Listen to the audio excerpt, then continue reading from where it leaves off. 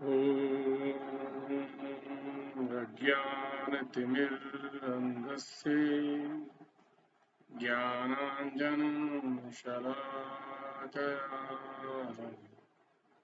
चक्षुरुन्मिलितं येन तस्मै श्रीगुरवे नमः। ॐ अखण्डमण्डलाकारम् व्याप्तं येन चराचरम् तत्पदं दर्शितं येन तस्मै श्रीगुरवे नमः। Shivam friends, now we will take chapter 60 of Upasna Khand in Yoga Vasishtha Maharamayan. Upasna Khand. This chapter 60 is about King Suraghu's realization during and afterlife. Vasishtha continued, thus the Lord of Hemjad attained the state of his perfect joy. It was by means of his self-inquiry that he found his liberation in Brahman, like the son of Gandhi. He was no longer employed in the discharge of his painful daily rituals, which are attended with repeated misery to those practicing them, but remained like the unchanging sun in its rotation of ever-changing days and nights. From then on, he remained without any care or anxiety. He continued as firm and unmoved amid the righteous and wrongful acts of his subjects, as a rock stands in the midst of boisterous waves playing about and dashing against it. He was not susceptible to gladness or anger at others' conduct in the discharge of their daily duties. He remained as grave as the deep ocean under the heaving waves of his clamorous pupil. He subdued his mental actions and passions like a man does in his sound sleep. He shone with an unshaken luster like the flame of a lamp in still air. He was neither unkind nor always kind to anybody, nor was he envious or inimical to anyone. He was neither too wise nor unwise, nor was he a seeker or a despiser of fortune. He looked upon all with an even eye and in equal light. He conducted himself with an unwavering steadiness and was as cool and gentle in his mind as the calm ocean and gentle moonlight. Knowing all things in the world to be only workings of the mind, he remained quiet in every state of pleasure and pain with the soundness of his understanding. His mind was enlightened, his intense soul enjoyed its trance in every state of his life and was full in itself, both when he sat and slept, as when he moved about or did anything.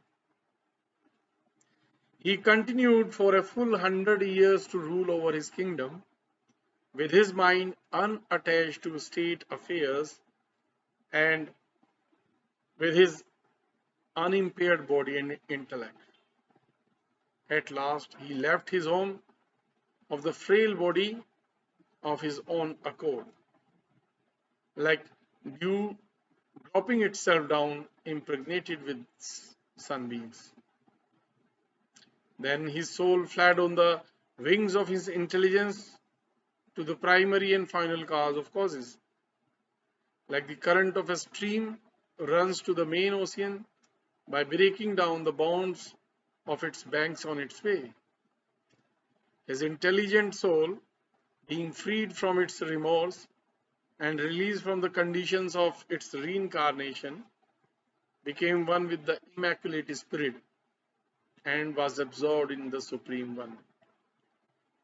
Just as the air contained in a pot mixes with the all-encompassing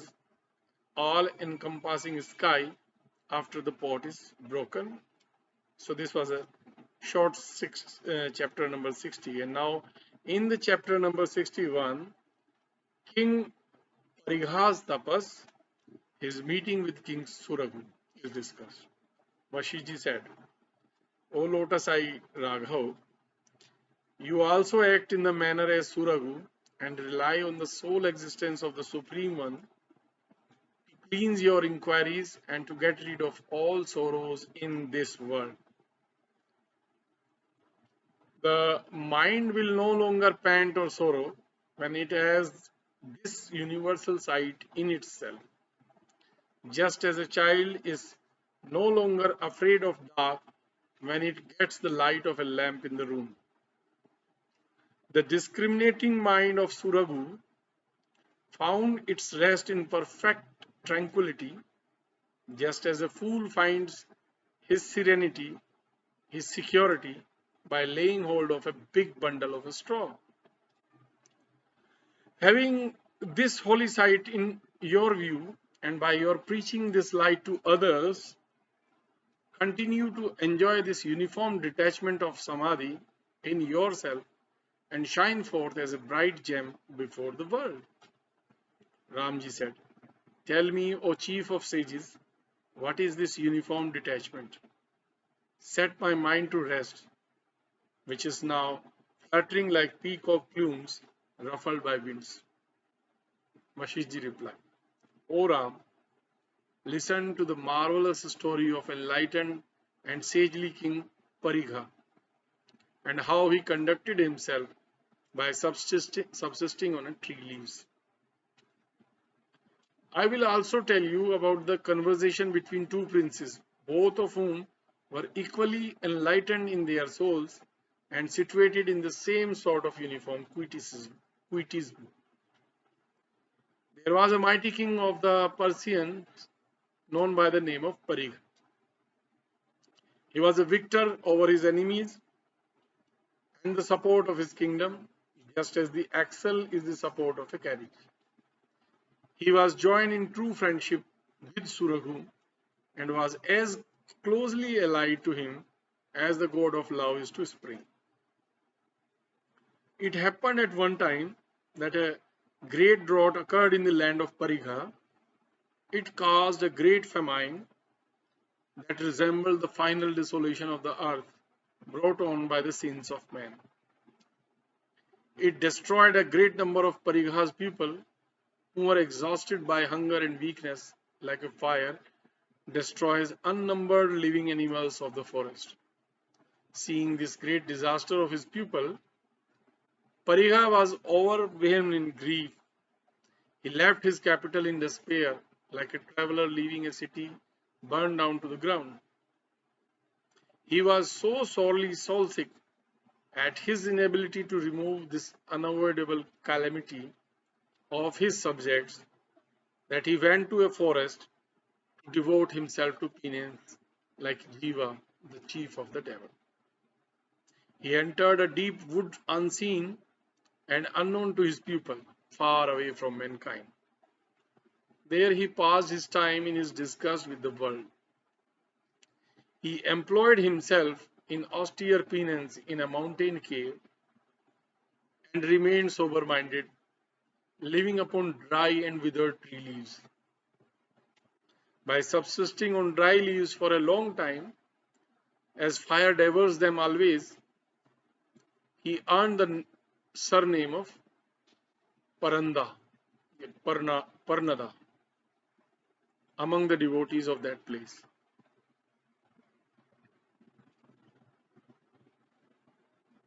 From then on, the good and royal sage was known as Parnada to holy sages in all parts of Asia. Having undergone the most rigid austerities of for many years, he attained divine knowledge by his long practice of self-purification and by grace of the Supreme Soul. He obtained his self-liberation by avoiding hatred and the passions and affections of anger, pity, and other feelings and desires. And by his attainment of mental calmness and an enlightened understanding, he wandered at his pleasure all around the temple of the triple world. He mixed with the company of his spiritual masters and disciples like bees mixing with the company of swans in lotus beds. At one time, his wanderings led him to visit the city of Hemjat, built with shining stones and shining as brightly as a peak of Mount Meru. Then he met his old friend Suraghu, the king of that city. They saluted each other with mutual fondness. They were both delivered from the darkness of ignorance and perfect in their knowledge of the knowable. They approached each other, saying, "Oh, it is by virtue of our good fortune that we come to meet one another." They embraced each other with joyful faces and sat on the one and same seat, as when the sun and moon are in conjunction. Parigha or Parnada said, "My heart rejoices to see you with full satisfaction, and my mind receives a coolness as if it is immersed in the cooling orb of the moon. Sincere friendship, like true love, shoots forth in 100 branches in our separation from each other, just as a tree growing by the side of a pool stretches its boughs like around until the currents wash it and its roots away. Oh, my good friend, the memories of our private talks, merry sports, and idle plays of our early days awaken those innocent joys in me.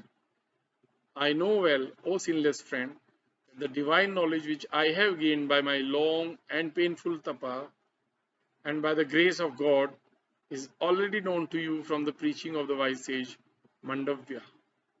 But let me ask, are you placed beyond the reach of sorrow and set in your rest and tranquility? Are you situated in the supreme cause of all as firmly as if you are seated upon the unshaken rock of Meru? Do you feel that auspicious self gratifying grace in your soul which purifies the fountain of your mind, like the autumn sky clears the springs of water on earth? Do you, O ruler of your people, perform all your acts with a complacent air and steady mind, discharging your duties for the good of mankind? Do the people in your kingdom live in safety to enjoy their prosperity and competence? Are they all free from disease, danger, and anxieties of life? Is this land plentiful in its harvest? And are the trees here bending down with their fruits? Do the people here enjoy the fruit of their labor and the objects of their desire? Is your good fame spread about in all quarters, like the clear and cooling beams of the full moon? Does your fame cover the face of this land, like a sheet of snowfall on the ground? Are all quarters of the sky filled with the renown of your virtues as to leave no gap in it? And as the roots and stalks of lotus bushes spread throughout a reservoir and choke the course of its waters, do the young minds and virgins of your villages walk about pleasantly over plains and fields, loudly singing your praises in their merry songs? Does all welfare attend you with respect to prosperity, wealth, and possessions, and the produce of your fields? Do your family, children, and dependents fare well in this city? Do you enjoy your health free from all disease and complaint? Do you reap the reward of your meritorious acts done for this life and next? Are you indifferent in your mind with regard to temporary enjoyments, which appear pleasant for a moment but prove to be our deadly enemies at last? It is after a very long separation that we come to meet again. It is my good fortune that rejoins me to you as springs revisits valleys with verdure. There are no joys or sorrows in this world which don't happen to the living in their union with the separation from one another. During our long separation, we have become quite altered in our circumstances, yet we happen to meet each other in the same unchanged state of our minds by a wonderful accident of destiny. Suraghu replied, Yes, sage, the course of destiny is as cruel as that of a serpent. There is no man who can penetrate the depth of the mysterious nature of destiny. There is nothing impossible for destiny, which has, after the lapse of so long a time, reunited us in one place from the vast distance between our two countries. O great sage, we are all in good health and prosperity in this place. We have been supremely blessed by your graciousness to us. Behold us purified and cleansed of our sins by your holy presence among us. The tree of our merits has borne the fruit of our peace and satisfaction at your sight. O royal sage, we enjoy all prosperity in this our native city. Your presence here this day has made it shoot forth in 100 branches of joy and happiness. O noble-minded sage, your appearance and speech have sprinkled this place with sweet nectar drops, joy and holiness. The company of the virtuous is reckoned to equal the supreme joy of man. This was so much in chapter 61. And now in chapter 62, King Suraghu describes his Samadhi. Vasishtha related. King Parigha then resumed his personal speech, expressive of the affection he formerly bore to Suraghu. Parigha said, Whatever acts of goodness are done in this earth of strife by men of well governed minds, they are all rebound to their happiness, but not so the evil deeds of ungoverned minds. They lead to misery. Sage, do you rely on that state of perfect rest which is free from desire?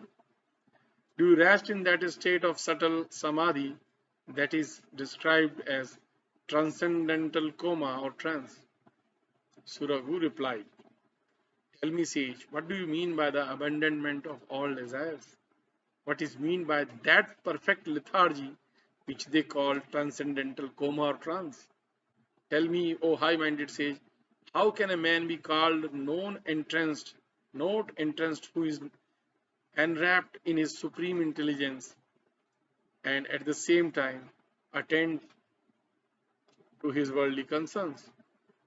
Men of enlightened understandings, however they are employed observing their usual worldly affairs, are said to be in bliss with their knowledge of the unity of the Supreme Soul.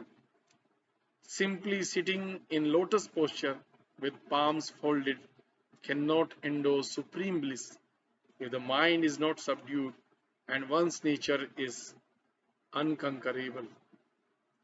The knowledge of truth, which burns away all worldly desires like straw, is called Samadhi, the true trance of the soul. Samadhi is not secluded devotees staying in one place and observing silence. The wise describe Samadhi as the repose of the soul, always gathered in knowledge, attended with continued rest and self content, which gives an insight into the nature of things. The wise say Samadhi or stillness is the mind unaffected by pride or hatred. The mind is as unmoved as a fixed rock against the howling winds of the passions. The mind is also said to have its stillness in Samadhi when it is devoid of anxious thoughts and cares, when it is acquainted with the natures of its wish for objects, and yet remains free of its choice of and aversion to the objects of its liking or dislike. This is also said to be the fullness or perfection of the mind. The mind of the magnanimous, joined and acting with its understanding, is said to stand in its stillness of samadhi or quietism. But this pause of samadhi, if stretched too far to become a standstill, is liable to break down by itself. Just as a boy's hand pulls the fiber of a lotus stalk too low, dead and dormant quiescence is the opposite extreme of conscious quietism. As the sun doesn't cease giving his light to the other side of the world after he sets from this part, so our consciousness continues to glow even after it has run its course in this life, as the course of a stream never stops in spite of its constant currents. So the course of our thoughts doesn't suspend from knowing further truths. As the ever continuous time never loses the sight of fleeting moments, so the everlasting soul is never in abeyance to mark the fitting thoughts of its mind. As the ever current time never forgets to run its habitual course, so intelligent understanding is never remiss to scan the nature of the mysterious consciousness which guides its course. When the mind wanders at random and is not settled in the whole object of its meditation, its thoughts run as quickly in succession as the continued rotation of the parts of time. As the lifeless soul has no perception of any external object, so the soul, unconscious of itself, has no knowledge of the course of time. As in the state of sleep, delirium, and unconsciousness. As there is no skillful man without some skill or other in this world, so there is no intelligible being without the knowledge of his soul and self-consciousness. I find myself to be enlightened and wakeful and pure and holy at all times. My mind is tranquil and my soul at its rest on all occasions. I find nothing intercepts the sweet repose of my soul, which has found its anchorage in my uninterrupted communion with the Divine Spirit. Hence, my mind is never without its quiescence at any time, nor is it unquiet at any moment, it being solely resigned to spiritual meditation. I see the all-pervading and everlasting soul in everything and in every manner. I know not whether it be the rest or unrest in my soul, which has found both its quiet and employment in its perpetual meditation of the Divine Spirit. Great men of quiescent spirits always continue in an even and uniform tone and even course of their minds with themselves. Therefore, the difference between the rest and restlessness of the soul is a mere verbal distinction and bears no shade of difference in their meanings. Now, in the next chapter 63, conclusion of Parigha's and Suraghu's conversation is there. Parigha said, "Sage, I find you to be truly wise and enlightened in your beatitude. You shine like the full moon with your inner coolness. I see the fullness of sweet delight in you. The shadow of prosperity rest upon you, and you appear as graceful as a water lily with your pleasing and cooling face. The clarity, extent, fullness, and depth of your understanding give you the appearance of the deep, clear, and extensive ocean when it ceases to be disturbed by loud winds and waves. The pure and full delight of your inner soul, free from the cloud of egotism, gives it the grace of the clear expanse of the autumn sky. I see you compose in your mind in all places and find you content at all times. Moreover, you are devoid of passions, and all these combine to add to you an unutterable grace. You have overcome the bounds of knowing whatever is good and evil in this world. Your great understanding has acquainted you with everything in its entirety. Your mind is cheered with the knowledge of all existence and non existence, and your body is free from the evil of repeated birth and death, the common lot of all beings. You have gleaned the truth from whatever is untrue. You are as satisfied with your true knowledge as the gods were satisfied with drinking the water of immortality, which they churned out of the brackish water of the ocean. Suraghu replied, "There is nothing in this world, O royal sage, which may which we may consider valuable. For all that shines and glitters here is nothing in reality and has no intrinsic value. There being nothing desirable here to us, there is also nothing disgusting to us. Because the lack of a thing implies the lack of its opposite also. The ideas are weakened and obliterated from my mind that most worldly things are mean and that on particular occasions some are great. Time and place give importance to the object and lower the best ones in our estimation. Therefore, it behooves the intelligent either to be lavish in the praise or disapproval of the one or the other. According to our evaluations, we praise or disapprove of something. We esteem whatever is desirable to us, but they are the most intelligent who give their preference to what is the best and of the greatest good to us. The world, abounding in its woods, seas, mountains, and living animals, presents us nothing that is to be desired for our lasting and substantial good.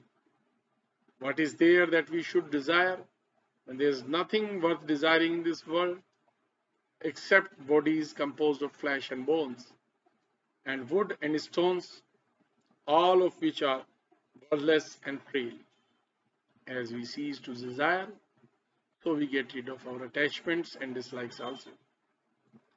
Just as sunset is attended with the loss of both light and heat, it is useless to talk to elaborate on the subject. It is enough to know this truth for happiness here.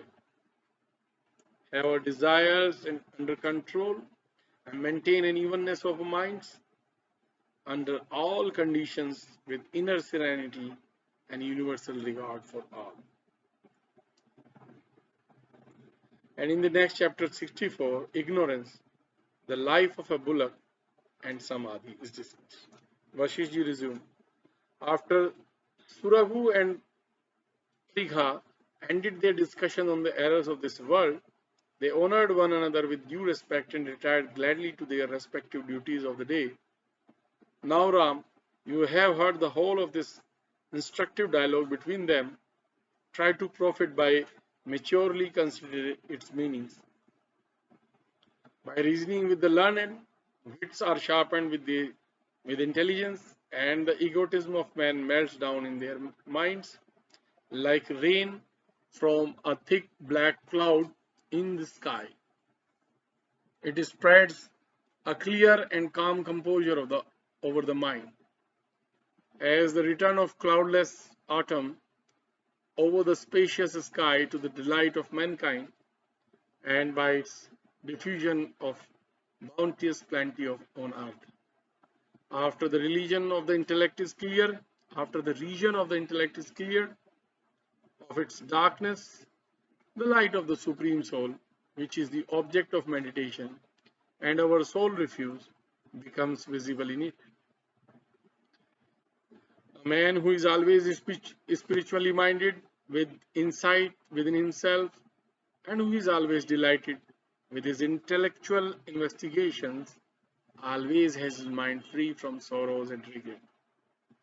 Though a spiritual man is engaged in worldly affairs and is subject to passions and affections, yet he is unstained by them in his heart, like a lotus bud that is not stained by the water in which it is submerged. A silent sage, who is all knowing, holy and calm and quiet in himself, is never disturbed by his ungoverned mind.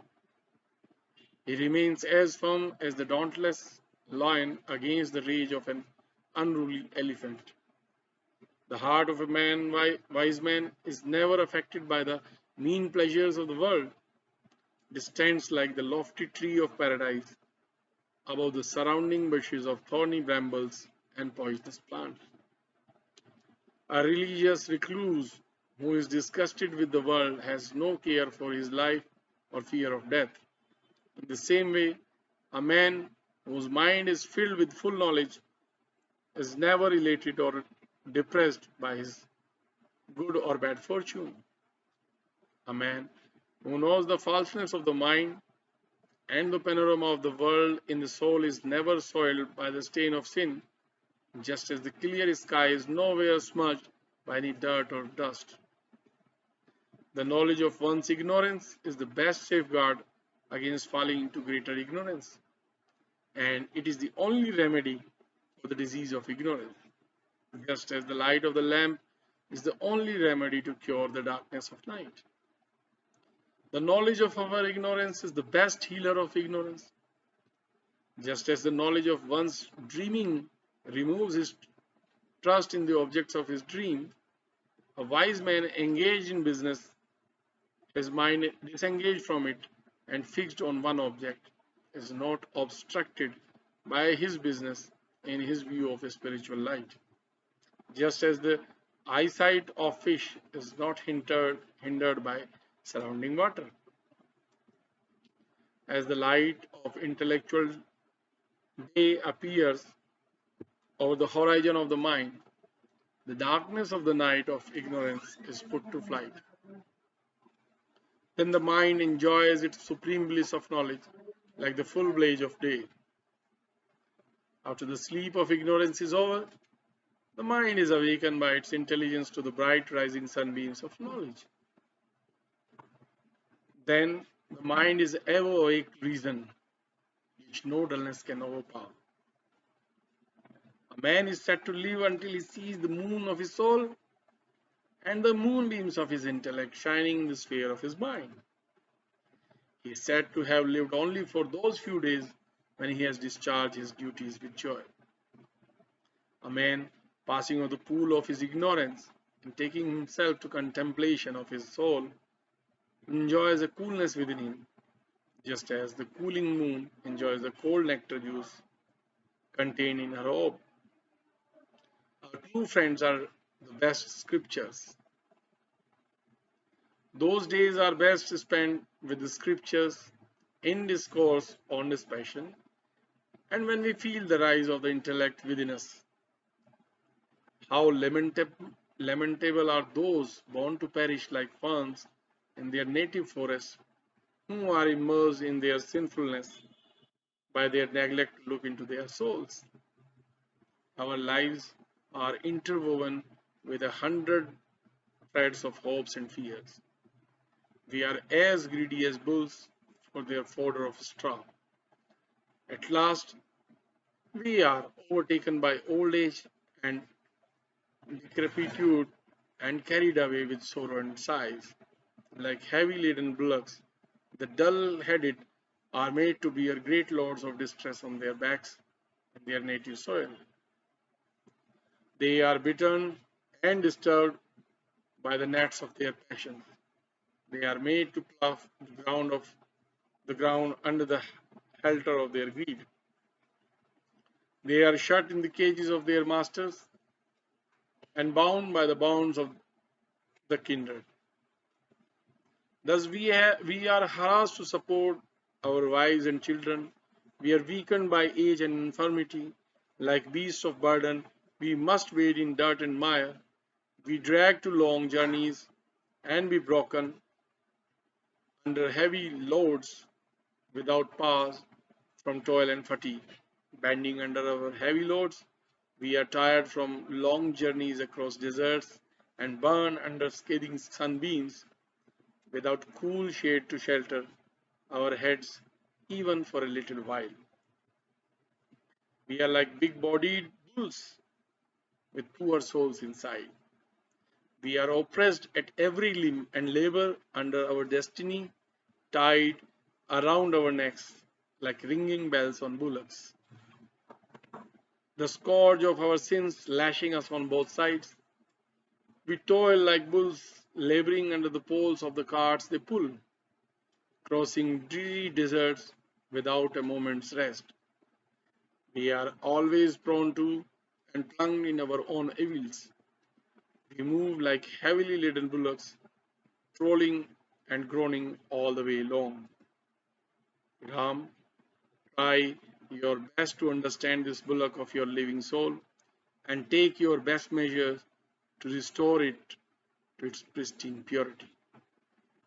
The animal soul released from the ocean of this world, purified in its mind by the light of truth, is no more liable to roll in the mud like sun beasts. In the society of high minded men, the living soul receives instruction for its salvation in the ocean of the world, just as a passenger easily gets a boat from the ferryman to cross a river.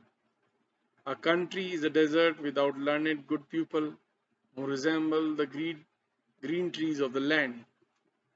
The wise must not dwell in a land where trees don't yield fruit or afford cooling shade. Good men are the flowering plumeria trees of the land. Their cooling words resemble the shady leaves of the tree, and their gentle smile its blooming flowers. Let men resort to the shade of such plumeria covered shelters. For want of such men, the world is a desert, burning under the darkening heat of ignorance, which where no wise man should allow himself to rest in peace and quiet. The self is one's true friend.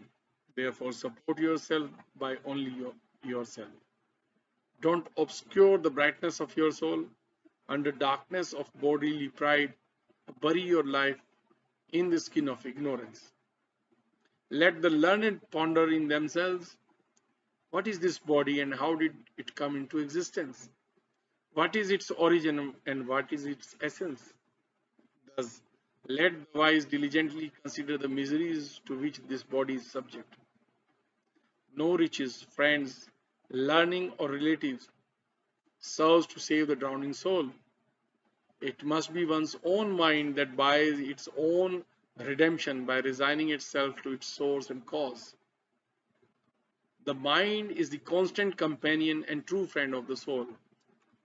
Therefore, one should inquire within by consultation with the mind. By a constant habit of dispassion and deliberation, one can cross the ocean of this world riding on the raft of true knowledge. It is pitiful to see the inner torments of evil minded who neglect to release their souls from all worldly vexations.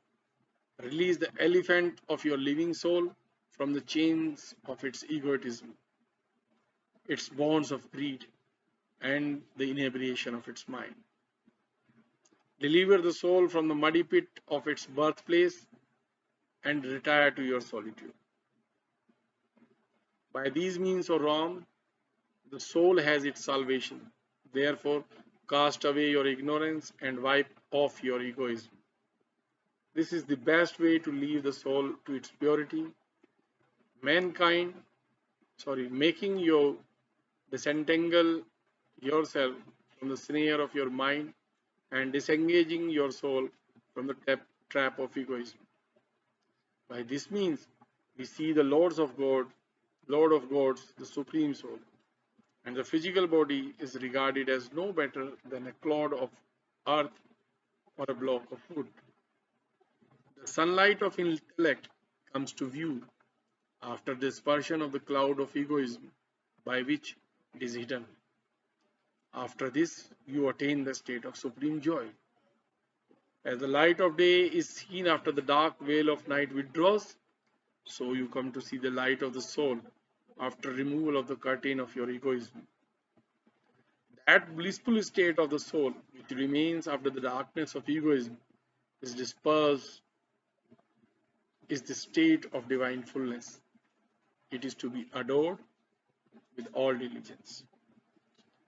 This state of the vast ocean life and perfect fullness of soul, which no words can express and no eye can behold, is beyond all comparison and every color of human attribution. It is only a particle of the pure intellectual light which gains its stability in the devotee spirit. Then it is comparable with nothing but the light of divinity which shines before the internal sight of the holy.